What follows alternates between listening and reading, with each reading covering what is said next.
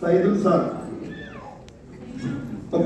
Just introduction success ఒక 5 minutes Saidul sir journey share చేసుకుంటారు. Good morning sir car launching ఉంటుంది కాబట్టి మాట్లాడేది ఏముండదు అనుకున్నాను. నేను కొత్త వాళ్ళు ఏమన్నా సార్?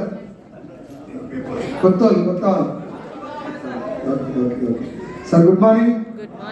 నా పేరు సైదులు.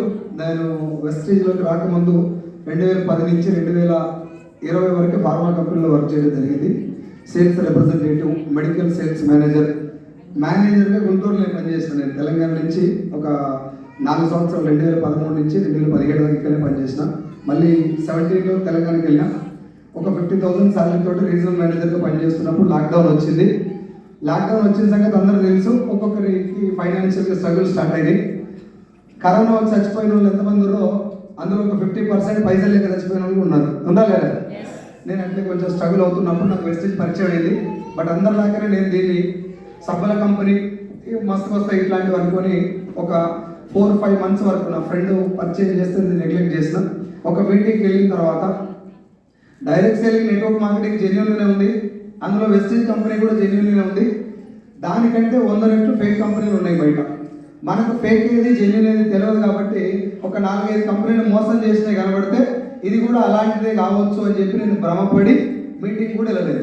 మీటింగ్కి వెళ్ళిన తర్వాత నాకున్న ఫార్మా నాలెడ్జ్ అదంతా పక్కన పెట్టి విన్న తర్వాత ఇది ఏందో అర్థం చేసుకొని 13,000 వచ్చిన దాకా నేను పార్ట్ టైం పనిచేస్తూ హైదరాబాద్లో ఎంఎస్ఆర్ గారి మీటింగ్లు ఎక్కడ ఉంటే అక్కడ ఒక 30 నుంచి 40 మీటింగ్లు అటెండ్ అయ్యాను నేను.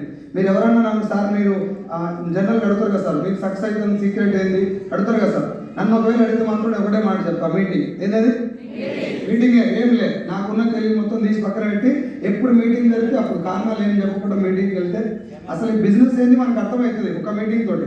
కానీ మనం మారుతుంది టైం పడుతుంది. బిజినెస్లో డబ్బులు ఎక్కేలు వస్తాయి సార్ అంటే మనం మారితే డబ్బులు వస్తాయి. జనాలు మార్చడానికి ప్రయత్నం చేస్తాం మనం. నేను మొదటి 2 కేటగిరీలో ఉండేది. జనాలు మారాలి, ఈయన సిఎన్సీ కొనుక్కోవాలి, ఆయన డిసిప్లిన్ ఉండాలి. జనాలు మార్చడం మన చేతిలో లేదు. ఉందా సార్? నేను మారడం నా చేతిలో ఉంది. ఎందుకంటే నేను చూసుకుంటే నా దగ్గరనే పొక్కలు చాలా ఉన్నాయి. అవన్నీ ఒక్కోటి మార్చుకుంటూ వస్తే చెక్కులు పెరిగి 13,000 వచ్చినప్పుడు ఇప్పుడు నన్ను ఇన్వైట్ చేసినటువంటి మై మెంటర్ ఎంఎస్ఆర్ గారి మీటింగ్లో నేను అటెండ్ అయింది. సారే నా భుజం ఇచ్చి సైదుల్ సార్ మీరు జాబ్ రిజైన్ చేస్తే ఇంకా చాలా మందికి మనం హెల్ప్ చేయొచ్చు ఈ బిజినెస్ ద్వారా అని చెప్తే నేను 13,000 వచ్చినప్పుడు 50,000 ఉద్యోగాలు రిజైన్ చేసిన. నేను రిజైన్ చేసిన తర్వాత లాస్ట్ మంత్ వరకు 3 years కంప్లీట్ అయింది. ఇది 37th month నేను ఫుల్ టైం చేయబట్టి వెస్టేజ్ ద్వారా నేను తీసుకున్న హైయెస్ట్ చెక్ 6,43,000. ఆ చెక్ తీసుకొని ఒక 14 లక్షల వరకు కారు తీసుకున్నా. నా టీంలో నాకు చెక్ రావడం గ్రేట్ కాదు, నా టీంలో వచ్చినటువంటి ఒక 11 మంది 1,00,000 పైన తీసుకుంటున్నారు. అందులోనే 2 లక్షల పైన తీసుకుంటే వాళ్ళు 4 ఉన్నారు. నా కారు రావటం కాదు, నా టీంలో ఇంకొక 16 కార్లు వచ్చినాయి. నా కారుతో కలిపితే 17 కార్లు. నేను ఈ బిజినెస్లోకి ఎంటర్ అయినప్పుడు తలకాయ నిండా అనుమానాలు ఉన్నాయి, బ్యాంక్ అకౌంట్ నిండా అప్పులు ఉన్నాయి. నాకు క్రెడిట్ కార్డు కట్టాల్సినవి ఉన్నాయి. 24 లక్షలు అప్పు ఉంది, ఎక్కువ తక్కువ ఏం లేదు నాకు. ఎంత? 24 లక్షలు అప్పు గుర్తొచ్చినప్పుడల్లా 48,000 ఇంట్రెస్ట్ గుర్తొచ్చేది. ఆ భయమే నన్ను ఎక్కువ నడిపించింది. ఇలా మీటింగ్లో పోవడానికి అదే కారణం. మీటింగ్కి వెళ్ళాక మాత్రం ఇక్కడ మాట్లాడినటువంటి లీడర్స్, మై మెంటర్ ఎంఎస్ఆర్ గారు, అప్లైన్స్, ఈరోజు మనకు చీఫ్ గెస్ట్ ఇచ్చేసినటువంటి సుబ్బయ్య సార్ మాటలు నేను ఫస్ట్ టైం గణపవరంలో లీడర్షిప్ మీటింగ్లో విన్నా. వీళ్ళందరి మాటలు విన్నాక వీళ్ళు అయినాక నేను ఎందుకు కాను, మందిని ముంచేది ఏం లేదు ఇలా కాబట్టి గట్టిగా పనిచేయాలని డిసైడ్ అయిపోయినా. ఈ కారణాలన్నీ చెప్పేంత టైం లేకుంటే సార్ నాకు కారణాలు చెప్పాలి. ఎంఎస్ఆర్ సార్ జనాలు వస్తలేరు సార్, నాకు ఎవరు ఇంటెలిజెన్స్ ఆ టైమే లేదు నాకు. ఏమన్నా చేయాలి, పోరాడాలి. ఈ ఈడిన్లే ఈయన దగ్గరికి వాడిన్లే 10 మంది నెంబర్ 11 దగ్గర కూడా నా చేతిలో ఉంది. 10 మంది రావటం నా చేతిలో లేదు. అవును కదా సార్? 10 మంది రావటం రాకపోవడం నాకు తెలియదు, కానీ 11 మంది చెప్పడం నా చేతిలో ఉంది. అట్లా చెప్పుకుంటూ పోయి వచ్చిన వాళ్ళ మీటింగ్లో కూర్చోబెట్టేది. మళ్ళీ గుర్తు చేస్తున్నా, meeting is the secret of success in wastage. రెండో ముచ్చటే లేదు. మీరు ఏమన్నా అడుగుతుంది సార్, నేను మార్కెటింగ్ అనుభవం ఉంది, నేను తోపు తురుము తుపాకీ తొడిమి అంటే అంతా మడత పెట్టి కింద పెడితేనే పైసలు వస్తాయి.